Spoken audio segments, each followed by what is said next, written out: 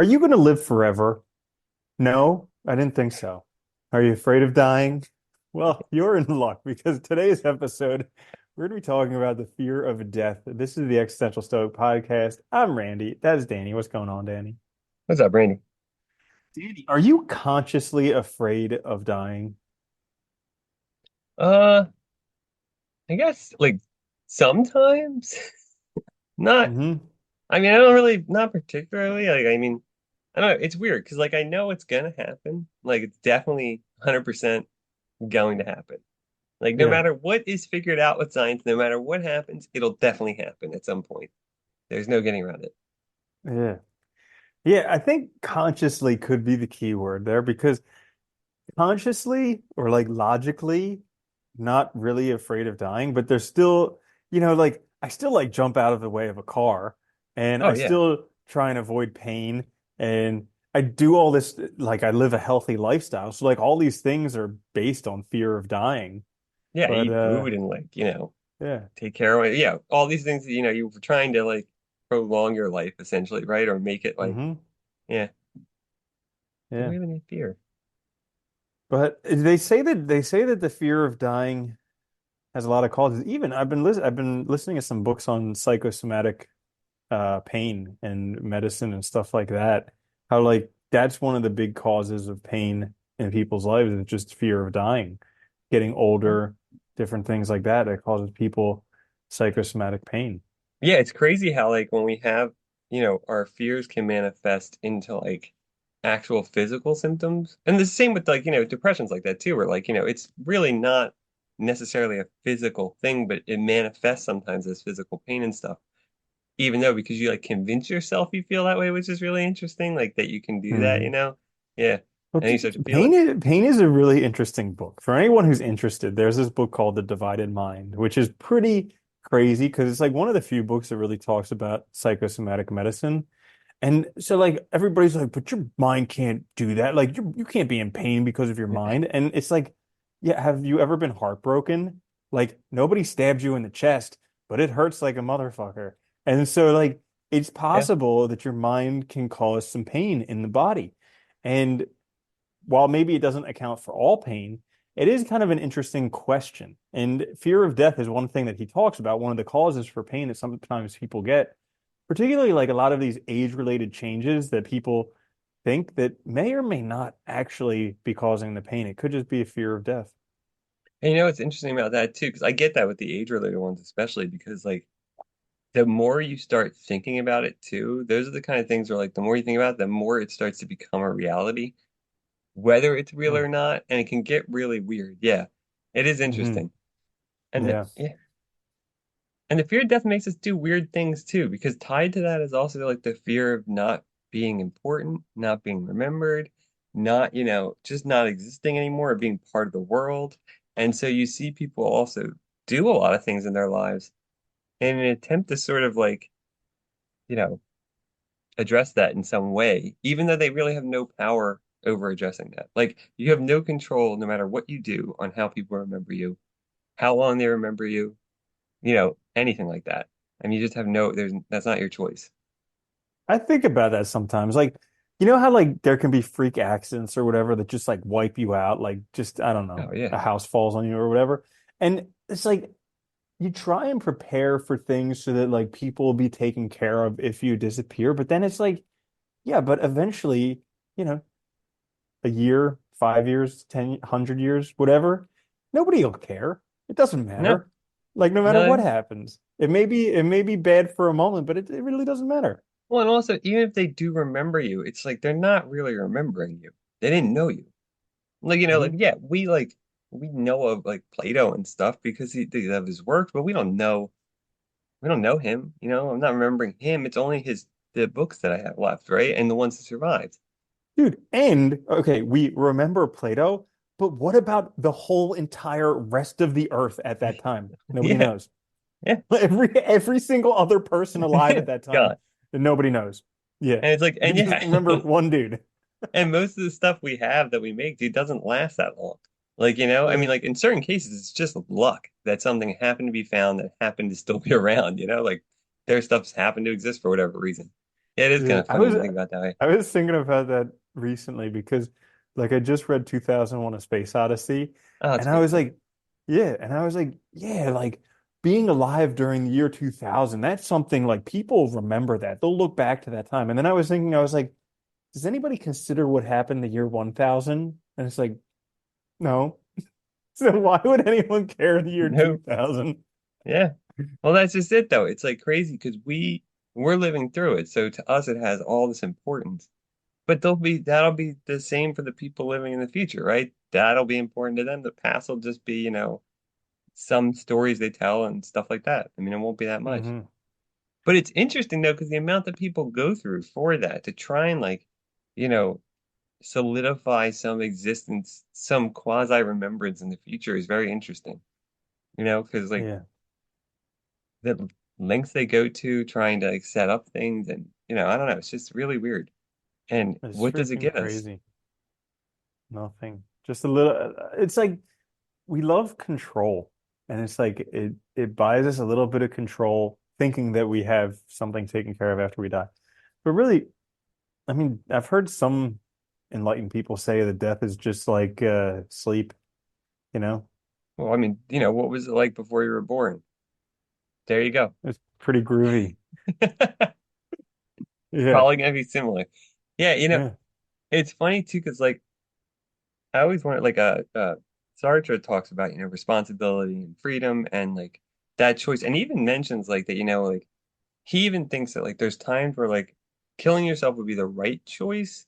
Like and in extreme cases, like example he uses like if you were like a Nazi soldier. He uses that example. The guys like that were actually doing the killing in the concentration camps. Like, like he's like they could have killed themselves. They had a choice. So they, made an evaluation of that. And I always found it interesting because like is how much is our life worth to us? And how much of our values and are we willing to do just in order to stay alive? And is it worth it? In some cases. And that fear of Well, death is yeah, strong though, because people obviously didn't kill themselves. They did what they were told to do. yeah, that's the interesting thing is like all of us can commit suicide whenever. Yeah, And I remember one time you said something along the lines of like, yeah, you could always do that, so why now? And it's kind of an yeah. interesting way to think about it because even though we all could, it's like, well, why do it now? It's like a last resort type measure. Hmm. You don't get any choices after that. But yeah, you could always do it. Conceivably, there's nothing stopping you. So like, yeah, Hmm. give it a moment and Yeah. think on it. But also like what you were talking about earlier with like the death being kind of like before you were born or sleep or something like that. That's like the rational part where I'm not afraid of it because like sleep is oftentimes the best part of my day. It's like the rest. Oh, finally, I get to take a break from this. Jesus. Yeah, the long sleep.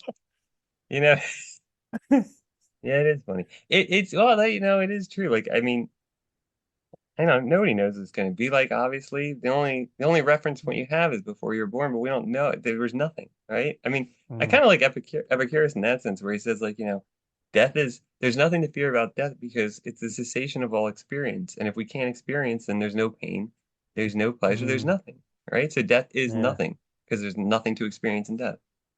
I think what a lot of people fear is that they'll have stuff left undone, like things they didn't say to people, their bucket list, things they didn't do. And it's yeah. So I can see that, but it's like that should be the Oh, like reason to just do it now. Like yeah, don't the leave regrets. things unsaid with people. Don't have a bucket list. Just start freaking doing this stuff, you know? Yeah, no, I think that's a good, yeah, doing the stuff so that you don't have those regrets or you don't have those feelings, I think is a good way to kind of like help mitigate that fear of death, maybe.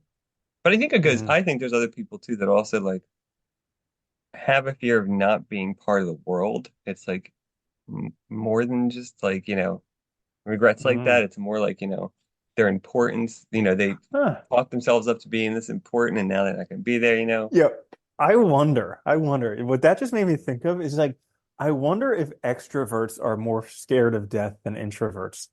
Because it's like extroverts Huh. want to be part of the world. They want to be around with other people. Introverts are like, just leave me alone. I'll go read a book. Like, And it's like, Yeah. I wonder if more extroverts are afraid of death and introverts are just like, bring it. They're like, you have to remember I'm my ready. name. Yeah. Everybody must Remember know me.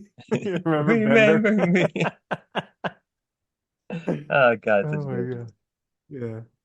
Hmm. Yeah, I gotta watch that show.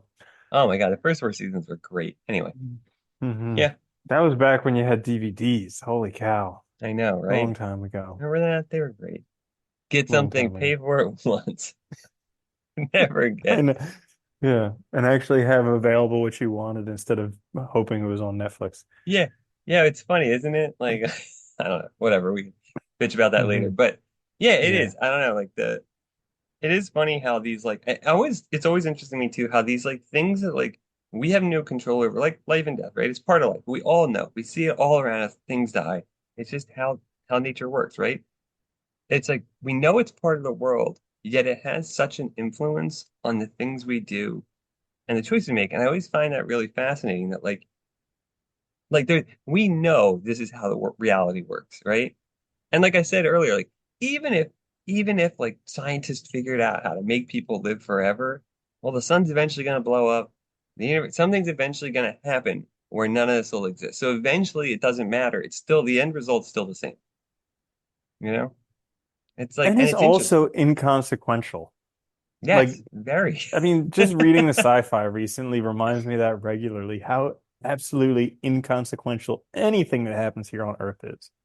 Dude, I that's one thing I love about like sci-fi and astronomy and space in general is like when you look at like these distances, the vastness, just like, and you start to really think about it, you realize how insignificant everything is. Like just the distances between things is so insane that it's like, Yeah. we don't know what the hell's out there at all. No idea. Yeah, it takes you like lifetimes to travel between stars at the speed of light. It's And like, it's that's insane. And like, yeah, the likelihood is there's probably life out there somewhere else. And even if we were the only place with life on it, that doesn't necessarily mean that that gives us any more value. I mean, you know, Yeah, like definitely it's really not. strange. But we certainly think it does. Yeah, yeah. And you know what? It's just funny how we care about all these things. Like, how we're carpeting the world in plastic. Like, as if it really matters because you know what? After this world explodes, it doesn't matter. Well, it only matters in the immediate, I think. And even then, I don't think people care that much. That's the other funny thing. But yeah, Yeah. yeah. So what do you do then if the fear of death? How do you address it? I think like Marcus Aurelius talks about, just think about it regularly. The Stoics talk about it. Uh, just Yeah. it should be something that's on your mind regularly because it's going to happen. Oh, And yeah. yeah. And I think the more you think about it, the better you're able to address it when it comes, but the more prepared you'll be for it. I think that too helps because yeah, I mean, this is essentially very much similar. Like we're like being aware of it, accepting it, also kind of implies thinking about it a lot, right? And you have to like kind of like get the intellectual thought to like move over into practice, and how you really think about the world, what you're doing, all these things. And that requires kind of thinking about it a lot, right? To get to that point. So you keep reminding yourself. Because it's like our knee-jerk reaction is to kind of ignore it, I think, or just not think about it. So you have to keep kind of forcing it over and over. Meditation is a good Ye- example of that too, because he does it like 100 times, you All the time. know? Yeah. Yeah, I think it also helps you to live life because a lot of us are scared of living life. Or fearful of the pains of life, of the challenges, the difficulties, whatever. Like, how many people don't even have a passport, and yet what's the number one thing you want to do? Oh, I want to travel. It's like, do you have a passport? No. Well, come on. And it's like, yeah, Yeah. but that's hard. It costs money and you have to wait a few months. And it's like, Yeah. yeah.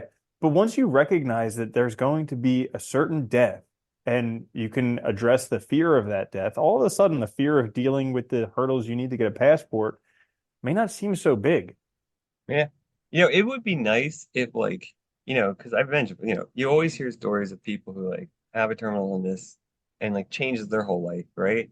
And it would be nice if like everybody could have that like conscious awakening, I guess I would say, sort of, to like Yeah. without maybe without the other part of it, but just have that Yeah. like that I feel like it recognition would that be like the 1970s in America again, like yeah. sex, drugs, and rock and roll. But but Yeah. it makes sense, right? Because it's like all of a sudden, like these people get smacked in the face with their mortality, and like they hadn't been thinking about it at all before then, and all of a sudden that changes everything. And I think that's a really good indication that we need to be thinking about it more because clearly, like if that's such a standard story that happens, which it is anecdotally, right? Then that means most people aren't living in a way that's consistent with how they should really be living because they're letting their fears of change, of success, of failure, all that stuff get in the way and stop them from doing things that they really should be doing.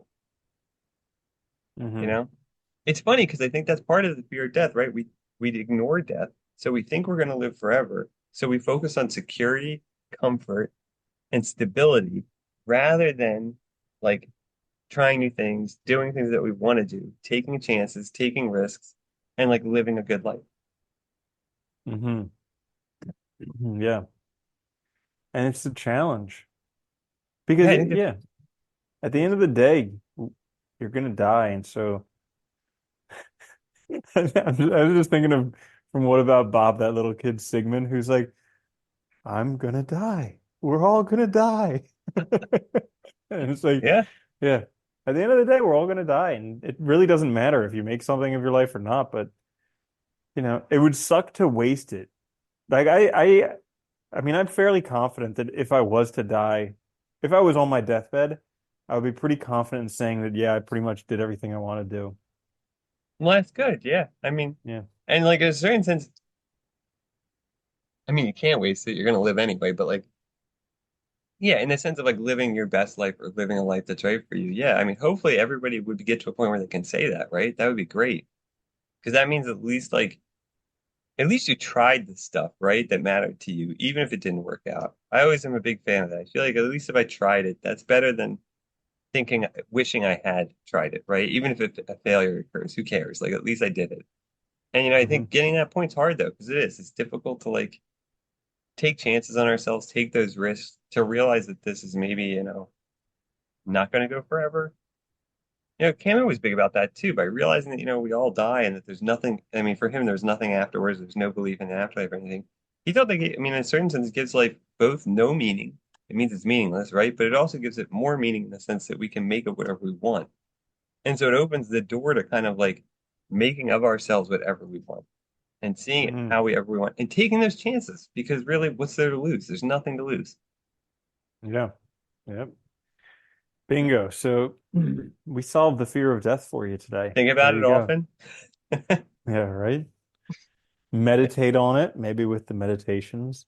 You know what? I was thinking about it today because like I was talking with someone about how I love reading the meditations, and they're like, "Oh my God, how can you read that?" And I figured out as two things. One, it totally depends on the translation because I read another translation of it and it was terrible. Oh And yeah, then there's 100% there's terrible translations to stuff like that. Yeah. two, it needs to start on chapter two.